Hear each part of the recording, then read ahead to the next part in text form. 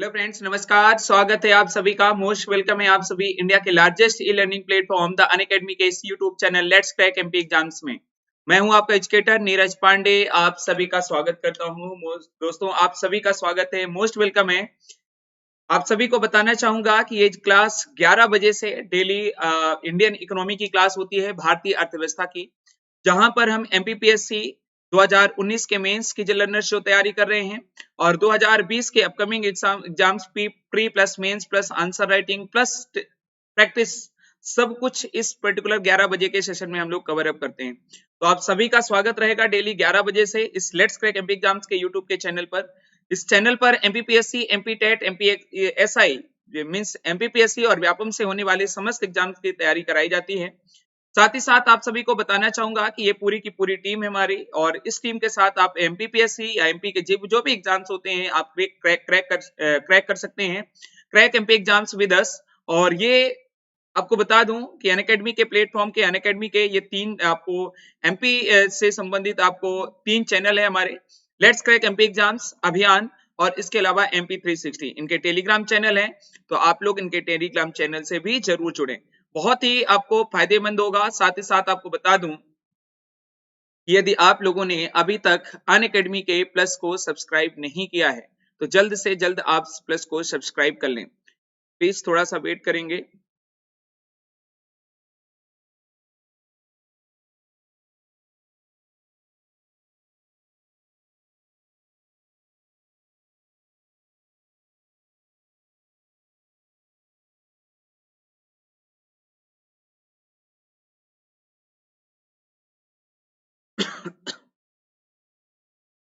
तो sorry for the delay, कुछ technical problem हो रही थी।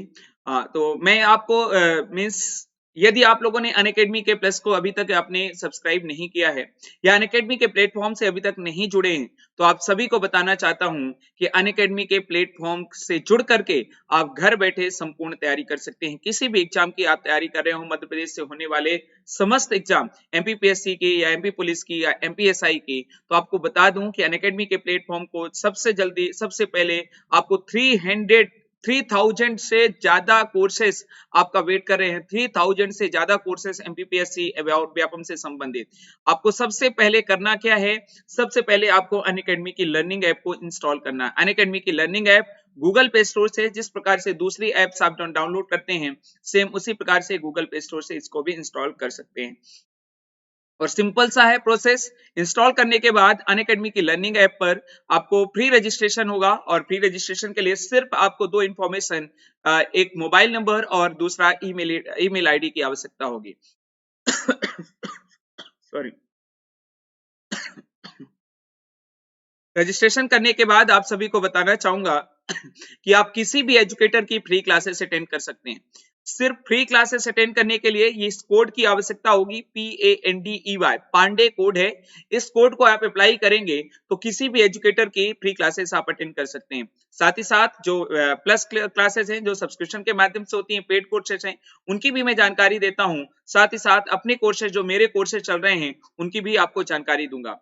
आपको बताना चाहूंगा कि अनअकैडमी के प्लेटफॉर्म पर आपको 2 प्रकार के कोर्सेज, स्पेशल क्लासेस जो फ्री लाइव क्लासेस के नाम से आपको मिलेंगी, जहां पर सिर्फ आप इस कोड का यूज करेंगे और किसी भी एजुकेटर के किसी भी सब्जेक्ट की आप क्लास ले सकते हैं, PANDEY। साथ ही साथ आपको बताना चाहूंगा कि अनअकैडमी के प्लेटफॉर्म पर आपको प्लस सब्सक्रिप्शन के माध्यम से पेड कोर्सेज भी प्राप्त होते हैं। पेड का फायदा क्या है, मींस प्लस का फायदा क्या है? प्लस का बेनिफिट ये है कि आपको एक सिंगल सब्सक्रिप्शन के माध्यम से एमपीपीएससी और व्यापम से जितने भी एग्जाम होते हैं, उन सभी की आपको आपको classes, live classes, doubt clearing session, PDF notes, current affairs की मैगजीन, क्विजेज, सब कुछ अनलिमिटेड वे में मात्र एक सिंगल सब्सक्रिप्शन में आपको प्राप्त होगा। और ये सब्सक्रिप्शन बहुत ही किफायती। ये ध्यान रखिए, आपका किसी भी ड्यूरेशन को आप चूज कर सकते हैं, किसी भी ड्यूरेशन को सिलेक्ट कर सकते हैं। और ड्यूरेशन सेलेक्ट करने के बाद आपको बताना चाहूंगा कि ये कोड अप्लाई करें। आपको हैव अ रेफरल कोड का ऑप्शन होगा। इस कोड को जैसे ही अप्लाई करेंगे, आपको 10% के डिस्काउंट के साथ, यहां पर आप देखिए फॉर एग्जांपल कि 12 मंथ से यदि आपको सेलेक्ट करते हैं तो आपको 800 रुपीज आपको शो होता है। लेकिन जैसे ही ये कोड आप टाइप करते हैं और अप्लाई के ऊपर क्लिक करते हैं, तो आपको 7,920 रुपए 10% के डिस्काउंट के साथ आपको पेमेंट्स होने लगेगा। और online debit card, credit card के माध्यम से पे कर सकते हैं घर बैठे। साथ ही साथ जैसे मैंने कहा कि अनअकैडमी के प्लेटफॉर्म पर फ्री क्लासेस भी आप अटेंड कर सकते हैं। और यदि आपने अभी तक एक्सपीरियंस नहीं लिया तो आप मोस्ट वेलकम है। अनअकैडमी की लर्निंग ऐप को इंस्टॉल कर लीजिए, मोबाइल नंबर और ईमेल आईडी से रजिस्ट्रेशन कर लीजिए।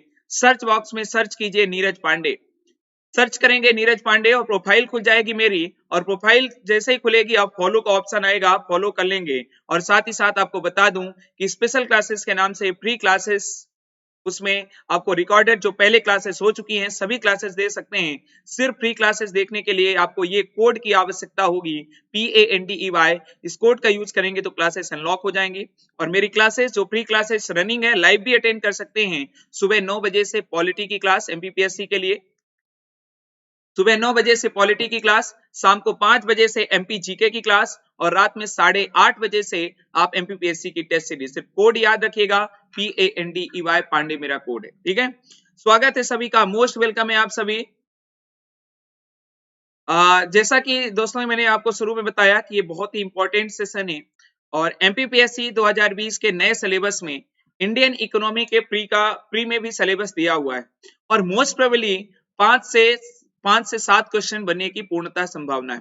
लेकिन सिलेबस बहुत ज्यादा व्यापक नहीं है, इसलिए मैंने 2 क्लासेस ली हैं, आज और कल, जिसमें मैं कुछ क्वेश्चंस 25 क्वेश्चंस आज, 25 क्वेश्चंस कल, 50 क्वेश्चन होंगे। और 50 क्वेश्चन के यदि ऊपर आपने प्रैक्टिस कर लिया तो करंट अफेयर्स को छोड़ दिया जाए तो नॉर्मली सारे क्वेश्चन लगभग कवर अप हो जाएंगे। मैं और भी कोशिश करूंगा कि आगे जो है, जो मेरा सेशन चलता है 11 बजे से, यहाँ पर आपको डेली कुछ प्रैक्टिस कराता रहूं। तो मैं कोशिश करूंगा कि ये आपको प्रोवाइड करता रहूंगा क्वेश्चंस, ठीक है। तो पहला क्वेश्चन है, इसको हम डिस्कस करते हैं। पहला क्वेश्चन है, तो हिंदी और इंग्लिश दोनों में है। वर्तमान में राष्ट्रीयकृत बैंकों की संख्या कितनी है? Number of nationalised banks presently. वर्तमान में राष्ट्रीयकृत बैंकों की संख्या कितनी है? तो आपको बता दूं कि राष्ट्रीयकृत बैंक मींस नेशनलाइज्ड बैंक, और नेशनलाइज्ड बैंक्स का मतलब ये है कि मींस राष्ट्र की संपत्ति जिन्हें घोषित किया जा चुका है। और 1969 में 14 बैंकों का राष्ट्रीयकरण किया गया था, और 1980 में पुनः 6 बैंकों का राष्ट्रीयकरण किया गया था। और वर्तमान में जो ये, लेकिन ये 20 हो गए, लेकिन वर्तमान में आपको संख्या बता दूं कि वर्तमान में राष्ट्रीयकृत बैंकों की संख्या मात्र 11 है। यदि ओवरऑल पूछा जाए सार्वजनिक क्षेत्र के बैंकों की संख्या, तो सार्वजनिक पब्लिक सेक्टर बैंक की संख्या 12 है, जिसमें से आपका एक नेशनलाइज्ड बैंक हो जाते हैं। नेशनलाइज्ड बैंक टोटल 11 हैं, और एक एसबीआई को राष्ट्रीयकृत बैंक की कैटेगरी में नहीं रखा जाता है। सार्वजनिक बैंक है लेकिन राष्ट्रीयकृत बैंक की कैटेगरी में नहीं रखा जाता। तो टोटल जो है आपके सार्वजनिक बैंकों की संख्या 12 और नेशनलाइज्ड बैंकों की संख्या 11। तो इसका आंसर होगा सी, ठीक है। नेक्स्ट क्वेश्चन की ओर हम लोग चलते हैं। सेकेंड क्वेश्चन, क्षेत्रीय ग्रामीण बैंकों की स्थापना कब हुई? क्षेत्रीय ग्रामीण बैंकों की स्थापना कब हुई? When the regional rural banks were established. RRB, regional rural banks ग्रामीण क्षेत्रों के स्पेशल फोकस के लिए, ग्रामीण क्षेत्रों के विकास के लिए विशेष रूप से स्थापित। और सबसे पहली बार जब 4 क्षेत्रीय ग्रामीण बैंक जो स्थापित किए गए थे, और वो सबसे पहली बार 2 अक्टूबर 1975 को, गांधी जयंती के दिन 2 अक्टूबर 1975 को स्थापित किए गए थे, ठीक है, ध्यान रखिएगा। तो रीजनल रूरल बैंक्स जो है पहली बार कब स्थापित किए गए थे? 1975 में, 1975 में। नेक्स्ट चलते हैं थर्ड क्वेश्चन में। बैंकिंग सुधार से संबंधित समिति है, committee related to banking reforms. आपको बताना है बैंकिंग सुधार से संबंधित समिति कौन सी है। तो बैंकिंग सुधार से संबंधित जो समिति है, बैंकिंग सुधार से संबंधित समिति, वो है आपका मींस बैंक में जो गतिविधियां चलती हैं, बैंक में जो रिफॉर्म्स की आवश्यकता होती है, समय समय पर कई कमेटी बनाई जाती हैं, और समय के साथ सभी में परिवर्तन होता है। बैंक्स में को भी कुछ रिफॉर्म्स की आवश्यकता होती है। तो आपको बता दूं कि 2 बार ये कमेटी गठित की गई है, जो इसका आंसर है, और वो है आंसर आपका नरसिम्हन कमेटी, 1991 और प्लस इसके अलावा 1997-98। तो ये आपको ध्यान रखना है कि नरसिम्हन कमेटी जो है बहुत इंपॉर्टेंट कमेटी है, बहुत इंपॉर्टेंट, हमेशा एग्जाम्स में पूछी जाती है। और आज तक में कहा जाता है कि बैंकिंग से संबंधित सबसे बड़ी कमेटियों में से है, जहां पर व्यापक सुधार जो है सजेस्ट किए गए थे इस कमेटी के द्वारा। तो नरसिम्हन कमेटी 2 बार गठित की गई थी, ध्यान रखिएगा। नेक्स्ट क्वेश्चन है, फोर्थ क्वेश्चन, एसएलआर का पूरा नाम क्या है? इस तरह के प्रश्न पूछे जाते हैं, आप देखते होंगे मॉनेटरी पॉलिसी में, मौद्रिक नीति में देता है आपको repo rate, reverse repo rate, इसके अलावा SLR, CRR, marginal standing facility, इस तरह के टर्म्स आते हैं कि नहीं आते हैं? तो बैंक रेट, तो ये जो टर्म है ये भी आपका बैंकिंग से संबंधित है, और इसका मतलब है statutory liquidity ratio, means Hindi में ओरिजिनली कहा जाता है वैधानिक तरलता अनुपात। क्या कहा जाता है? वैधानिक तरलता अनुपात कहा जाता है। और इस वैधानिक तरलता अनुपात का मतलब ये हो गया, स्टेट्यूटरी का मतलब होता है, स्टेट्यूट का मतलब होता है लॉ, कानून, मतलब कानूनी रूप से बैंक बाध्य होते हैं। और कैसे बाध्य होते हैं कि उनको कुछ अपने जो कुल एनडीटीएल होता है, नेट डिमांड और टाइम लायबिलिटीज, नेट डिमांड और टाइम लायबिलिटीज का मींस कुल जमा पूंजी का कह सकते हैं कि आप उस बैंक को कुल जमा पूंजी का, नेट डिमांड टाइम लायबिलिटीज का कुछ प्रतिशत बैंक को लिक्विड फॉर्म में रखना पड़ता है, चाहे वो प्रतिभूतियों के ऊपर निवेश हो, चाहे वो आपका गोल्ड के ऊपर निवेश हो, या कैश के रूप में हो। तो सरकार मींस यहाँ पर बैंक्स को अनिवार्य रूप से रखना पड़ता है, जिसे कहा जाता है स्टेट्यूटरी लिक्विडिटी रेशो। वैधानिक तरलता अनुपात मींस वैधानिक है ये। एक ऐसा ही संबंध आता है, आरक्षित अनुपातों में से आते हैं, एक आता है सीआरआर। लेकिन ये सीआरआर क्या होता है? कैश रिजर्व रेशो, नगद आरक्षित अनुपात जिसको कहा जाता है। इसको कैश के फॉर्म में रखना पड़ता है, कैश के फॉर्म में, लेकिन ये आरबीआई के पास रखना होता है, और ये सीएसएलआर अपने पास ही रखना होता है, आरबीआई के पास नहीं रखना होता है। ठीक है, चलिए ये आपका स्टेट्यूटरी लिक्विडिटी रेशो हो गया। इसके बाद फिफ्थ क्वेश्चन है, सीमांत स्थायी सुविधा की शुरुआत कब हुई? Marginal standing facility was started. जब शॉर्ट टर्म मिसमैच होता है लेंडिंग एंड बोरोइंग में बैंक्स के लिए, तो वो रेपो रेट से जो है आरबीआई से पैसे ले लेते हैं बैंक्स। लेकिन रेपो रेट में एक निश्चित सीमा होती है कि उस सीमा के ऊपर नहीं ले सकते हैं बैंक। तो यहां पर यदि बैंक को मिसमैच होता है और बैंक को आवश्यकता होती है, तो आरबीआई ने सन 2011 में इस मार्जिनिंग स्टैंडिंग फैसिलिटी की सीमांत स्थायी सुविधा की शुरुआत की थी कि बैंक्स रेपो रेट के ऊपर, लेकिन ब्याज दर यहां पर ऊपर होती है, रेपो रेट के ऊपर की दर पर जो है, और जो मिनिमम जो लिमिट होती है रेपो रेट से, उससे ज्यादा भी पैसे ले सकते हैं, लेकिन उसका जो रेट होगा वो रेट ज्यादा होगा रेपो रेट से। इसको कहा जाता है सीमांत स्थायी सुविधा, और इसका आंसर होगा ए। नेक्स्ट चलते हैं, सिक्स्थ क्वेश्चन, ध्यान रखिएगा बहुत इंपॉर्टेंट प्रश्न है एमपीपीएससी के लिए, खासकर एमपीपीएससी में ज्यादा संभावित है प्रश्न ये आगे के नए सिलेबस के अनुसार। सिक्स्थ क्वेश्चन है, मौद्रिक नीति समिति की अध्यक्षता कौन करता है? Who presides the monetary policy committee? मौद्रिक नीति मतलब ऐसी नीति जो मुद्रा से संबंधित हो, मुद्रा के प्रवाह से संबंधित हो, मुद्रा को नियंत्रण से संबंधित हो, ऐसी नीति को क्या कहा जाता है? मॉनेटरी पॉलिसी कहा जाता है। और ये मॉनेटरी पॉलिसी मुद्रा से संबंधित हमारे यहाँ पर कार्य किसको दिए गए हैं? सेंट्रल बैंक, और भारत का जो सेंट्रल बैंक है मींस आरबीआई को। तो ये आरबीआई का जो गवर्नर होता है, वित्त मौद्रिक नीति समिति, मौद्रिक नीति समिति जिसका एक नया कॉन्सेप्ट आया है कि मॉनेटरी पॉलिसी जो है वो एक मौद्रिक नीति समिति के द्वारा जारी की जाएगी, जिसमें आरबीआई के भी वे लोग होंगे, और साथ ही साथ सरकार का भी प्रतिनिधित्व होगा, फाइनेंस मिनिस्ट्री के भी प्रतिनिधित्व होंगे। लेकिन इसका जो अध्यक्षता करता है आरबीआई मॉनेटरी पॉलिसी कमेटी का, वो आरबीआई गवर्नर करता है। इसका आंसर होगा सी। ठीक है, नेक्स्ट क्वेश्चन पर चलते हैं, सेवंथ क्वेश्चन, आरबीआई की स्थापना कितनी शुरुआती पूंजी के साथ हुई थी? RBI was established with the initial capital of, RBI की जब स्थापना हुई थी, कब स्थापना हुई थी आरबीआई की?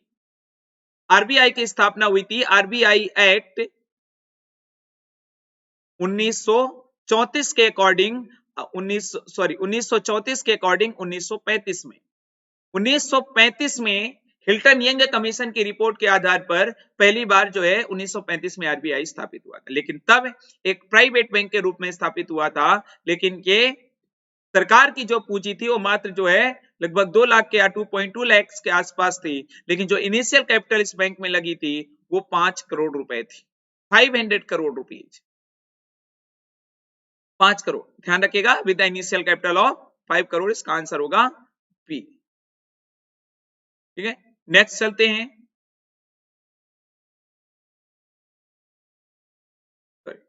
8th क्वेश्चन पर चलते हैं और 8th क्वेश्चन आपके सामने।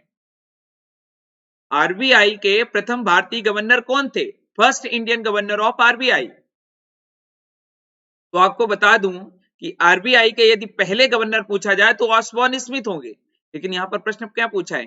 First Indian governor of RBI, तो इसका आंसर होगा सीडी देशमुख। आरबीआई के प्रथम भारतीय गवर्नर जो थे वो सीडी देशमुख थे। लेकिन ध्यान रखिएगा, यदि प्रश्न पूछता है कि आरबीआई के प्रथम गवर्नर कौन थे, तब फिर आंसर होगा ऑसबॉर्न स्मिथ। लेकिन आरबीआई के प्रथम भारतीय गवर्नर, तो आंसर होगा आपका सीडी देशमुख। ठीक, नेक्स्ट क्वेश्चन पर चलते हैं। 9th क्वेश्चन आपके सामने। भारत का पहला प्रेसिडेंसी बैंक कौन सा था? फर्स्ट प्रेसिडेंसी बैंक वाज, आज हम जिसे स्टेट बैंक ऑफ इंडिया के नाम से जानते थे, वो पहले स्टेट बैंक ऑफ इंडिया 1955 में हुआ, लेकिन उसके पहले इंपीरियल बैंक, और इंपीरियल बैंक के पहले 3 बैंकों को मिलाकर के इंपीरियल बैंक बनाया गया था, और वो 3 बैंक आपके यहीं पर हैं। चौथा ये उसका परिणाम, और फिर ये इसका परिणाम है एसबीआई। तीनों इन प्रेसिडेंसी बैंकों को मिलाकर के 1921 में इंपीरियल बैंक बनाया गया, और 1955 में इसके बाद RBI SBI state bank of India बना दिया गया। तो ये प्रेसिडेंसी बैंक थे, तीनों के तीनों, bank of Bengal, bank of Bombay, bank of Madras. लेकिन सबसे पहले इसमें स्थापना किसकी हुई थी? सबसे पहले बैंक ऑफ बंगाल की स्थापना हुई थी।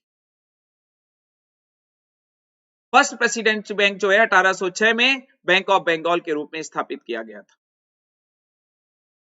बैंक ऑफ बंगाल के रूप में। इसका आंसर होगा ए। ठीक, नेक्स्ट क्वेश्चन चलते हैं। 10th question. व्यापार संतुलन किसका भाग नहीं है? Trade balance is not a part of. इसमें से आपको बताना है कि व्यापार संतुलन किसका भाग नहीं है, चालू खाता का, या पूंजी खाता का, या भुगतान संतुलन का, या उपरोक्त सभी। ट्रेड बैलेंस, आपको बता दूं कि बैलेंस ऑफ पेमेंट जो होता है, मीन्स दुनिया भर के देशों के साथ हम व्यापार करते हैं, तो जो कह सकते हैं कि जितनी पूंजी गई और जितनी पूंजी आई, उसका एक लेखा जोखा तैयार किया जाता है दुनिया भर के देशों के साथ, उसे कहा जाता है बैलेंस ऑफ पेमेंट, भुगतान संतुलन। और इस भुगतान संतुलन के 2 पार्ट होते हैं, एक करेंट अकाउंट और एक कैपिटल अकाउंट। करंट में आपका गुड्स भी होता है, और इसके अलावा करंट में आपका सर्विसेज भी होता है। ये जो होता है गुड्स का, वस्तुओं का जो आयात और निर्यात होता है, उसका जो बैलेंस, वो जो बैलेंस होता है उसको कहा जाता है ट्रेड बैलेंस। और ये ट्रेड बैलेंस किसका पार्ट हो गया? एक तो ये आपका करेंट अकाउंट का, और दूसरा बीओपी का। लेकिन ये कैपिटल अकाउंट तो अलग ही है, मींस इसका आंसर जो है किसका पार्ट नहीं होता? कैपिटल अकाउंट का पार्ट नहीं होता, पूंजी खाता का पार्ट नहीं होता, चालू खाता का पार्ट होता है, भुगतान संतुलन का, भुगतान संतुलन में से चालू खाता का पार्ट होता है। तो इसका आंसर होगा बी। 11th क्वेश्चन की ओर चलते हैं। आप सभी लर्नर्स को बता दूं जो लेट जुड़े हैं कि मेरी इंडियन इकोनॉमी की क्लास डेली होती है 11 बजे से, जहां पर हम इंडियन इकोनॉमी का संपूर्ण सिलेबस एमपीपीएससी का कवर अप कर रहे हैं, pre plus mains plus answer writing. Answer writing की अभी पहले 30 तारीख को क्लास हुई थी, आप सभी को पता ही होगा जो क्लास रेगुलर ले रहे हैं, है ना। और हम लोगों का जो अभी वर्तमान में टॉपिक चल रहा है भारत की अर्थव्यवस्था में हम लोग इंटर कर गए हैं, तो आप सभी लोगों का स्वागत रहेगा, जरूर ज्वाइन करें डेली 11 बजे से कंप्लीट इकोनॉमिक्स, और बीच बीच में प्रैक्टिस, बीच बीच में आंसर राइटिंग और थ्योरी, कंप्लीट तैयारी यहाँ पर इंडियन इकोनॉमी की। ठीक है, चलिए तो 11वां क्वेश्चन ले रहे हैं। एफआईआई किसका भाग है? FII is a part of a FDI का, या एफपीआई का, या क्यूएफआई का, या इनमें से कोई नहीं। तो आपको बता दूं अगेन, ऊपर वाला जो क्वेश्चन देखा था भुगतान संतुलन का, कुछ उसी प्रकार का है। जो फॉरेन इन्वेस्टमेंट होता है, विदेशी निवेश होता है, वो दो प्रकार का होता है। एक को कहा जाता है एफडीआई और एक को कहा जाता है एफपीआई। इस एफपीआई के फॉरेन पोर्टफोलियो इन्वेस्टमेंट के दो पार्ट होते हैं। एफआईआई फॉरेन इंस्टीट्यूशनल इन्वेस्टमेंट, विदेशी संस्थागत निवेश, और दूसरा क्यूएफआई क्वालिफाइड फॉरेन इन्वेस्टमेंट। और ये एफडीआई मींस प्रत्यक्ष विदेशी निवेश, फॉरेन डायरेक्ट इन्वेस्टमेंट। तो ये फॉरेन इन्वेस्टमेंट, अब यहां पर देखिए क्या लिखा है, एफआईआई किसका पार्ट है, एफआईआई एफपीआई का पार्ट है। तो आंसर क्या होगा, एफपीआई, मींस इसका आंसर होगा बी, इसका आंसर होगा बी। ठीक है, नेक्स्ट क्वेश्चन पर चलते हैं। 12th क्वेश्चन, जीएसटी के तहत शामिल नहीं है, which is not a part of GST, which is not a part of GST, GST का के तहत शामिल नहीं है इसमें। जीएसटी मतलब गुड्स एंड सर्विस टैक्स, वस्तु एवं सेवा कर। उत्पादन शुल्क शामिल नहीं है, बिक्री कर शामिल नहीं है, सेवा कर शामिल नहीं है, या सीमा शुल्क शामिल नहीं है। तो आपको बता दूं कि इसमें एक अप्रत्यक्ष कर है ये जो इसका आंसर है, और वो है सीमा शुल्क। एक्साइज कस्टम ड्यूटी को अभी शामिल नहीं किया गया है, जीएसटी के दायरे में नहीं लाया गया है। इसका आंसर होगा डी। नेक्स्ट क्वेश्चन पर चलते हैं। 13th क्वेश्चन, राजकोषीय नीति कौन जारी करता है, हु पब्लिशेस फिस्कल पॉलिसी, राजकोषीय नीति कौन जारी करता है। तो राजकोषीय नीति कौन जारी करता है, राजकोषीय नीति आपको बता दूं, मॉनेटरी पॉलिसी मौद्रिक नीति तो आरबीआई जारी करता है, लेकिन राजकोषीय नीति कर से संबंधित, सरकार के आय और व्यय से संबंधित, प्राप्तियों और व्यय से संबंधित, एक्सपेंडिचर से संबंधित ये जो नीति होती है वो वित्त मंत्रालय जारी करता है, बजट उसी का माध्यम है। आंसर होगा इसका सी, फाइनेंस मिनिस्ट्री। मॉनेटरी पॉलिसी मौद्रिक नीति, मुद्रा से संबंधित मौद्रिक नीति आरबीआई, और इसके अलावा जो राजकोषीय नीति होती है, फिस्कल पॉलिसी होती है, ये फाइनेंस मिनिस्ट्री जारी करती है। इसका आंसर होगा सी। ठीक है, नेक्स्ट क्वेश्चन पर चलते हैं। 14th क्वेश्चन, सेबी को सांविधिक दर्जा कब प्राप्त हुआ, SEBI got the statutory recognition in, SEBI को सांविधिक दर्जा कब प्राप्त हुआ। तो आपको बता दूं इसका आंसर होगा 1992। सेबी हालांकि स्थापित हुआ था 1988 में एक बॉडी के रूप में, लेकिन इसको संवैधानिक दर्जा जो है कब प्रदान किया गया, 1992 में। इसका आंसर होगा बी। नेक्स्ट क्वेश्चन है 15th क्वेश्चन, शेयर बाजार से संबंधित शब्द है, term related to share market, share बाजार से संबंधित शब्द कौन सा है, इसमें हमें बताना है। IPO that means initial public offer, FPO या फॉलो ऑन पब्लिक ऑफर, या राइट्स इशू। तो इसका आंसर तीनों होगा, दैट मींस उपरोक्त सभी।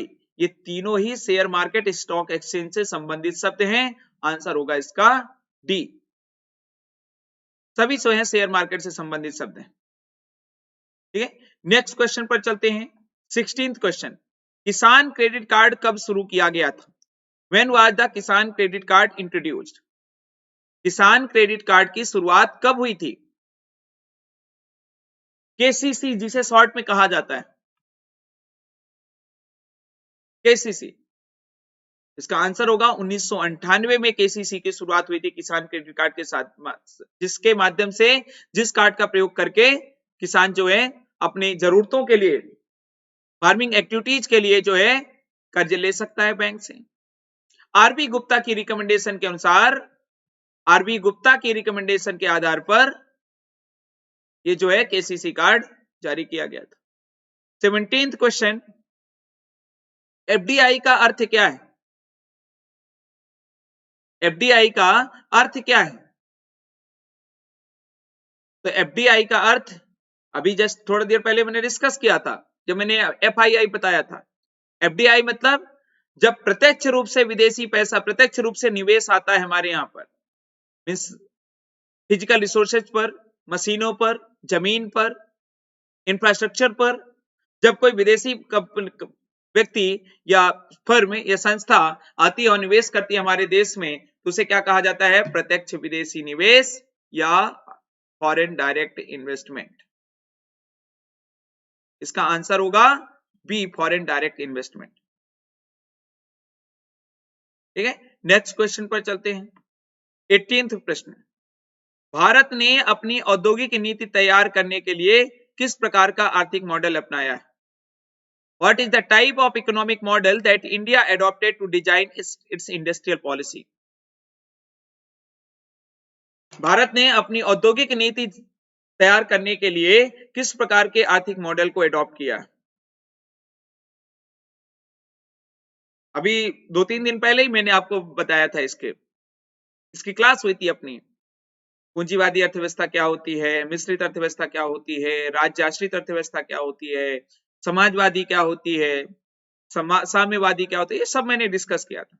भारत ने मिश्रित अर्थव्यवस्था का सेट जो है फॉर्मेट अडॉप्ट किया है, मिश्रित अर्थव्यवस्था का, मिक्स्ड इकोनॉमिक मॉडल, जहां पर सरकार और बाजार दोनों उपस्थित हैं, दोनों अर्थव्यवस्था से संबंधित निर्णय लेते हैं। मीन्स कहने का मतलब कि पूंजीवादी भी हैं और इसके अलावा राज्य आश्रित अर्थव्यवस्था के भी स्वरूप, कुछ लक्षण देखने को दोनों के मिलते हैं। नेक्स्ट क्वेश्चन है 19th क्वेश्चन, 1 रुपए के नोट पर हस्ताक्षर किसके होते हैं? The 1 rupee note bears the signature of. 1 रुपए के नोट पर हस्ताक्षर किसके होते हैं?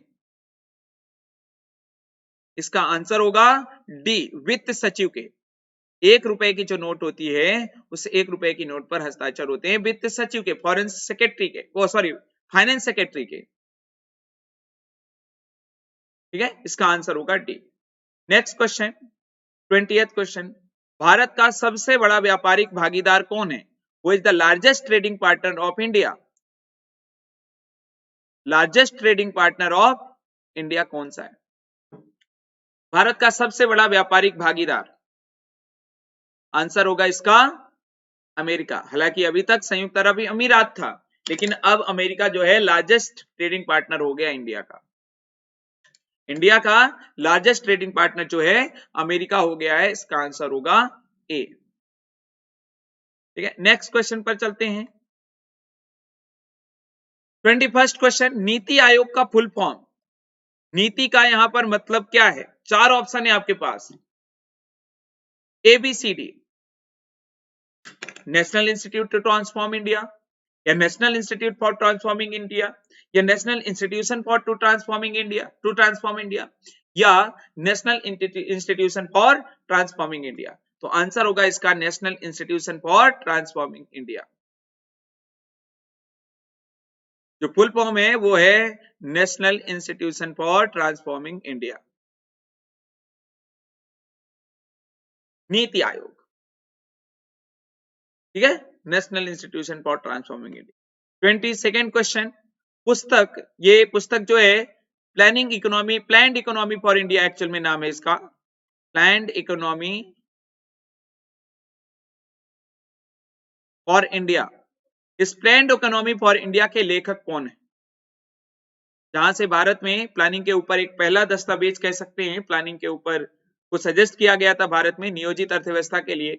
आंसर होगा इसका एम विश्वेश्वरैया। एम विश्वेश्वरैया ने ये बुक लिखी थी, the planned economy for India, the planned economy for India. ठीक है, इसका आंसर होगा बी। नेक्स्ट क्वेश्चन है 23rd क्वेश्चन, सेबी का मुख्यालय कहां अवस्थित है? Where is the headquarter of SEBI located at? SEBI का मुख्यालय कहां पर अवस्थित है?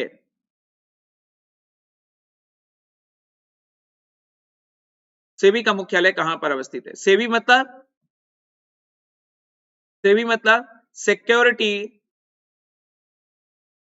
And exchange board